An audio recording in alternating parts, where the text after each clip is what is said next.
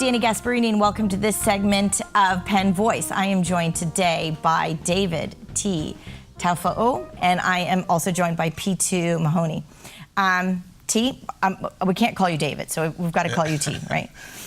You are the founder and executive director of LEMO Foundation, and Pitu, you are one of the LEMO Foundation Playmakers.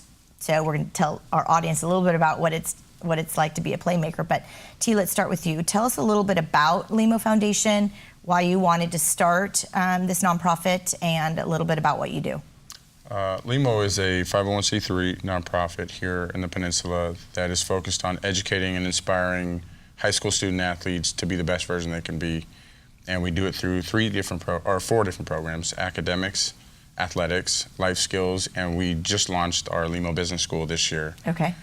And the idea behind these programs is just to be able to relate their daily activities of going through school and playing sports, and then teach them all the tools of the intangibles of life, you know, hard work, discipline, and sacrifice. And we kind of make sense of all these things in life that these kids are going through in high school. And with these different programs, we've collectively, as a team, put together resources to be able to give these student athletes, you know, the best opportunity. And you're working with a particular segment of the population. So describe the student that you are looking for and what you're trying to achieve and those statistics that you're trying to even out. Well, so LEMO was inspired by my own life, you know, just, you know, economically, you know, tough background, not having too much money, or tough time, single parent home, but just a lot of love and support. And so we're looking for students that, from at-risk communities like East Palo Alto. We focused on East Palo Alto the last 4 or 5 years. And the idea is that the student athlete does have a need in the sense of financial support, but also more importantly, just hunger and passion to be great and looking for an opportunity to be the best that they can be. And set those role models in place. Absolutely, right, and exactly, find and define, you know, these role models that these kids can look up to, because they're all great kids. Right. They just need a place like LEMO to be able to better understand how to navigate through these tough times, you know, now. So we're going to focus, so you'd mentioned the sort of 4 core programs, academics, et cetera. We're going to focus on the LEMO Business School. Because, Pitu, you are a great example of the success that you're starting to build with this business school. So tell us a little bit about the business school, and then, Pitu, we're going to have to turn to you and ask you about the business that you've started. Well, at LEMO, I think we're trying to be different in the sense of being innovative on the mentoring side of these student athletes. And so we found that business was a great way for these kids to explore different parts of their brains and passions, but also be relative to what they're learning in sports. So the whole idea of, you know, the idea of taking concept into building a business is great. And so, you know, Pitu is one of our pioneers in the entrepreneur program. Right. He's amazing, speaks well, and just does really well with people. And so we got to talking and decided that he's going to start a catering business. And so it's been amazing because, you know, he's amazing, great leader. He's a LEMO team captain. And so all the younger brothers of Haka brothers and that are playmakers come together and form a business. So Pitu, before you even talk about Haka brothers, I mean, you sat down with this sort of business school and all the mentors that come along with it.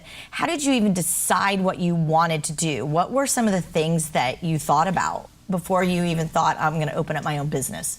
I think it was just the idea of knowing, like, what's going to happen after college, what's going to happen after if I try and make it to play football or even try to go professional. And, you know, just thinking beyond that, long-term greed kind of thinking, you know, what's going to happen after. So then I kind of thought to myself, I don't want to, you know, have to face problems after, you know, living 4 years of my life chasing a dream, and then, you know, some probably variable of might, you know, come into a situation and bring me down. So then I just thought, what am I going to do, and what's my backup plan, basically? And then that's where Haka Bros came in. So it must be, is cooking a passion of yours? Is it something that you've always been around? Yeah, definitely. In our culture, you know, we're always around good food, good people. So then I just I love food, so I just brought food and business, two things that I was really interested in, and combined it and formed a catering company with my younger cousin who is going to be a freshman in high school. So you're heading off to college this September, or this fall, and you already have a business started and a business plan, which I find so amazingly awesome. Tell us just a little bit about what Haka Brothers is then. It is a young company, just started about 4 months ago. It's a catering company, and me and my cousin has started based off our ideas and imagination to create the best meals possible for events and people. And behind it is just, creating also the best experience. It's just setting off good vibes, energy for people through food. So we thought about unifying people using food, and then also just making the experience the best thing possible. Well, I think a lot of our cultures would agree with that statement of bringing people together, conversation together, all wrapped around food. I love your concept and the way you're approaching that. Now, you've got a lot of other folks that have started some new businesses, and some that have been quite successful. You're wearing an example now, so tell us a little bit about this. Our other student, LEMO Playmaker, Lalika, started iCase, which is a wearable lanyard, because she's passionate about fashion and tech. And so the idea behind the business school is to be able to leverage the contacts that we've been blessed with. So we have VCs and executives of companies that come in and share their stories. And they're all volunteers with you. And they're all volunteers. And so we introduce the student athletes with these amazing people. And so they get educated through business, but they're also meeting great people. And I think a different way of building confidence besides sports is when somebody says, hey, I need to talk to you for a second, I like your idea. So Lalika was actually able to pitch her business plan to a couple of investors, and they loved it. So she got a $30,000 investment and then went to work. And she, all of a sudden, before you know it, before she's graduating high school, she's learning manufacturing, distribution, putting together financial plans and budgets and, margins. And it's just been amazing, because then, the kids get together, and every Thursday we have LEMO Business School.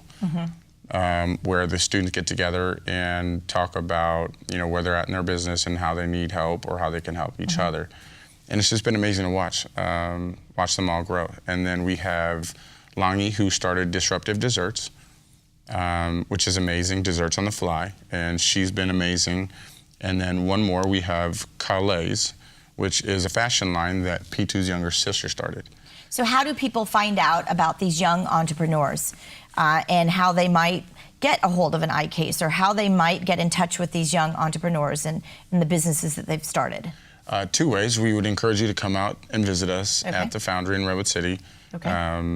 Or two, reach out to us on our website, lemofoundation.org. And the more the merrier, because great people come together and, amazing things happen, so they can reach out to us. And then we're currently helping the students build, Facebook pages, social media, leverage social media, and building their website. So we have just about a minute left. What would you like our viewers to know? How can they support you? Well, we have a system called Give, Get, and Work. You can give financially. If you can't give financially, you can get your friends, or tell people about us. Or work, which is what we love, come and meet the kids and hang out. And whether it's business, sports, academics, tutoring, hanging out, barbecuing on our Fun Day Fridays, we encourage all three. And I love your family nights, where you always have one meal together with all your Playmakers and their families. And you've also invited me several times to come work out with the Playmakers. I'm completely frightened, but perhaps that might be the next Penn Voice episode, where Dani is out working with the Playmakers. Yes, that'd be awesome. Pitu and T, thank you so much for joining us again on Penn Voice, and I hope everyone jumps on that LEMO Foundation website and comes and visits you down at the Foundry. And thanks so much for joining us again. Thank you. And we'll see all of you next time on Penn Voice.